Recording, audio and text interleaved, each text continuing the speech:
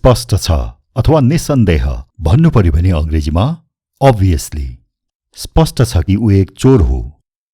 Obviously he is a thief. Obviously he is a thief. अब यही वाक्यलाई यसरी पनि भन्न सकिन्छ.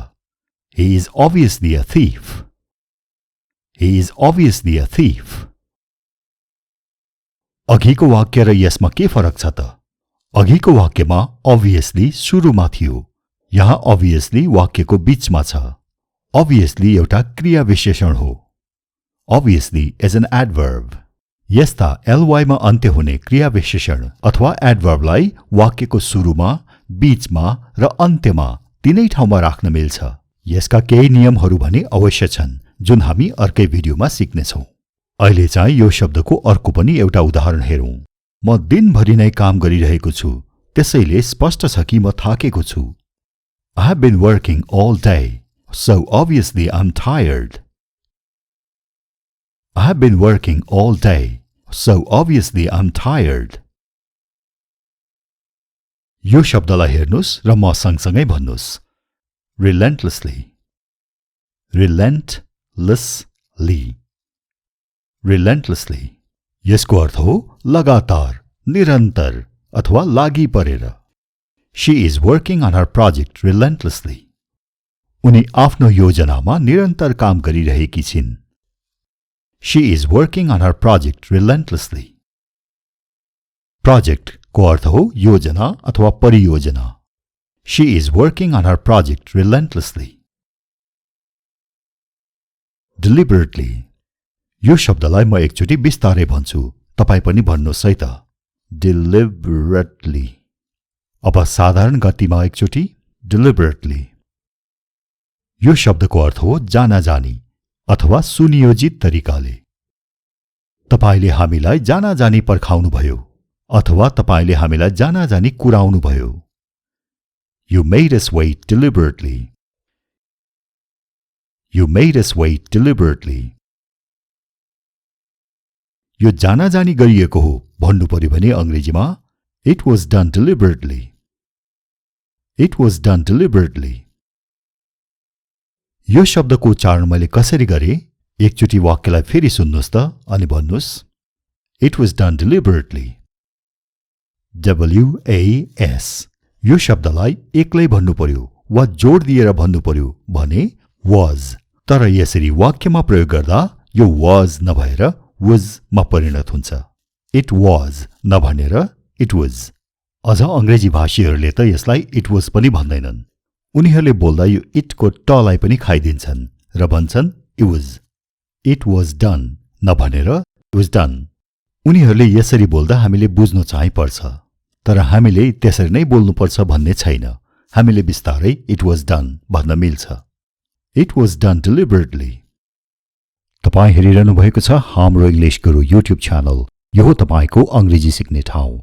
You're watching Hamro English Guru YouTube channel. This is your place to learn English.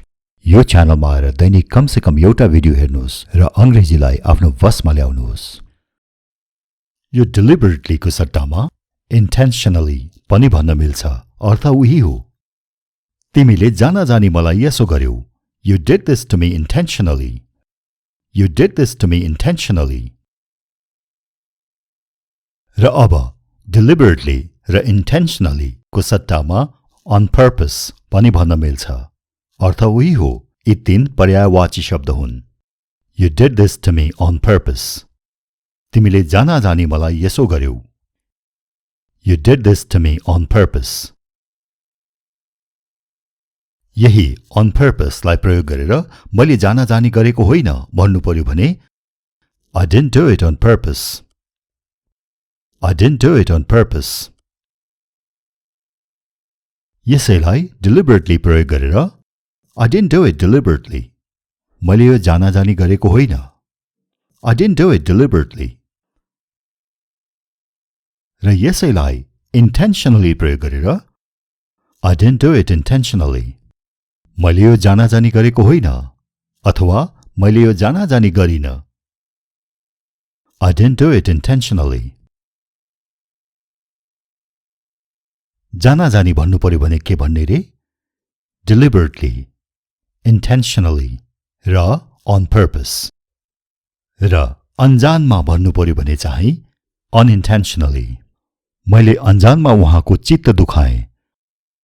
I offended him unintentionally. I offended him unintentionally. Offend भनेको चित्त दुखाउनु अथवा ठेस पुर्याउनु. I offended him unintentionally. Generally, सामान्यतया अथवा साधारणतया. सामान्यतया म आइतबार घरै बस्छु. Generally, I stay at home on Sundays. Generally, I stay at home on Sundays. अब यो शब्द हेर्नुस्. Grudgingly. भन्नुस् त, grudgingly. यसको अर्थ हो आनाकानी गर्दै अथवा गनगन गर्दै. उसले मलाई आनाकानी गर्दै अथवा गनगन गर्दै सहयोग गर्यो भन्नु पर्यो भने he helped me grudgingly. He helped me grudgingly.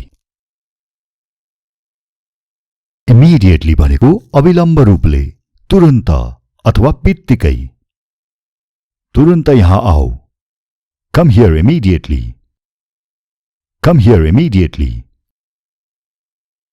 यसको अर्को पनि उदाहरण हेरौं. उहाँ खाने बित्तिकै जानुभयो. He left immediately after eating. He left immediately after eating. Reluctantly. यो शब्दको म विस्तारै उच्चारण गर्छु, सुन्नुहोस् है. Reluctantly. Reluctantly. यसको अर्थ हो मन नलागी अथवा अनिच्छापूर्वक. उनले हामीलाई मन नलागी पैसा दिए. He gave us the money reluctantly. He gave us the money reluctantly. यसको अर्को पनि उदाहरण हेरौं ल. उनले मन नलागी आफ्नो निर्णय परिवर्तन गरिन्. She changed her decision reluctantly. She changed her decision reluctantly. अब यो adverb लाई हेर्नुस्. यो simultaneously. Simultaneously. Simultaneously. यसको अर्थ हो एकै समयमा अथवा एक साथ. सबैले एकै साथ बोले. Everyone spoke simultaneously. Everyone spoke simultaneously. I am reading and writing simultaneously. मैले एकै साथ पढि पनि रहेको छु, लेखि पनि रहेको छु. I am reading and writing simultaneously. Suspiciously भनेको सन्देहपूर्ण तरिकाले अथवा शंका गर्दै. He looked at me suspiciously. उसले मलाई शंकाले हेर्यो अथवा उसले मलाई सन्देहपूर्ण तरिकाले हेर्यो. He looked at me suspiciously. Actually भनेको वास्तवमा अथवा वस्तुतः. म आज वास्तवमा धेरै खुशी छु. I am actually very happy today.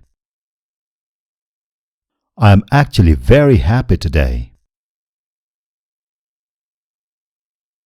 Hopefully भनेको आशा छ कि अथवा आशापूर्ण तरिकाले. आशा छ कि हामी त्यहाँ 10 बजेसम्म पुग्नेछौं. Hopefully we'll reach there by 10 o'clock. Hopefully we'll reach there by 10 o'clock. आशा गरौं कि हामी खेल जित्छौं. भन्नु पर्यो भने कसरी भन्नु पर्ला? Hopefully we'll win the game. Hopefully we'll win the game. र अब यो शब्द अंग्रेजीको लेखाइ र बोलाइ दुवैमा धेरै प्रयोग हुने शब्द, तर यसको अर्थ भने दुईवटा छ र यी दुई अर्थमा झुक्किने सम्भावना पनि छ. तर आज उपरान्त तपाई झुक्किनु हुने छैन. हामी ती दुवै अर्थ वाक्यमा हेर्नेछौं र बुझ्नेछौं. पहिलो अर्थ त यही हो, शाब्दिक रूपमा अथवा शब्दशः. Himalaya literally means home of snow. शाब्दिक रूपमा हिमालयको अर्थ हो हिउँको घर. Himalaya literally means home of snow. यही अर्थ बोकेको अर्को पनि उदाहरण हेरौं। Don't take my words literally. मेरो कुरालाई शाब्दिक रूपमा नलिऊ अथवा मेरो कुराको शाब्दिक अर्थ नलाऊ, यसको गहिरो अर्थ बुझ। Don't take my words literally. यो च्यानललाई सब्स्क्राइब गर्नुभएको छैन भने आजै गर्नुस् ताकि यस्ता महत्त्वपूर्ण भिडियोहरू नछुटुन्। You're watching Hamro English Guru YouTube channel. If you haven't subscribed to this channel yet, please do it today so that you don't miss important videos like this. अब यो शब्दको अर्को अर्थमा जाउँ। Literally को अर्को अर्थ हो वास्तवमै। उदाहरण हेर्नुस् त यहाँ। I was literally bored to death. यही कुरालाई हामी नेपालीमा भन्नुपर्दा यसरी भन्छौं, मलाई वास्तवमै साह्रै झ्याउ लाग्यो। I was literally bored to death. नेपालीमा हामीले मलाई झ्याउ लाग्यो मात्र पनि त भन्न सक्थ्यौं, तर हामीले यो कुरालाई अलि जोड दिनलाई वास्तवमै भन्ने शब्द प्रयोग गर्छौं। मलाई वास्तवमै झ्याउ लाग्यो अथवा मलाई वास्तवमै धेरै झ्याउ लाग्यो। हो यसरी कुनै कुरालाई अलि जोड दिएर भन्नुपर्दा अंग्रेजीमा लिटरली प्रयोग गरिन्छ। I was literally bored to death. तर ध्यान दिनुहोला, यो औपचारिक लेखाइमा चाहिँ त्यति प्रयोग हुन्न। यो बोलीचालीमा र अनौपचारिक लेखाइमा मात्र प्रयोग हुन्छ। जस्तै तपाईले यो अर्थमा यो शब्दको प्रयोग अंग्रेजी चलचित्रमा र उपन्यासहरूमा पाउनुहुन्छ।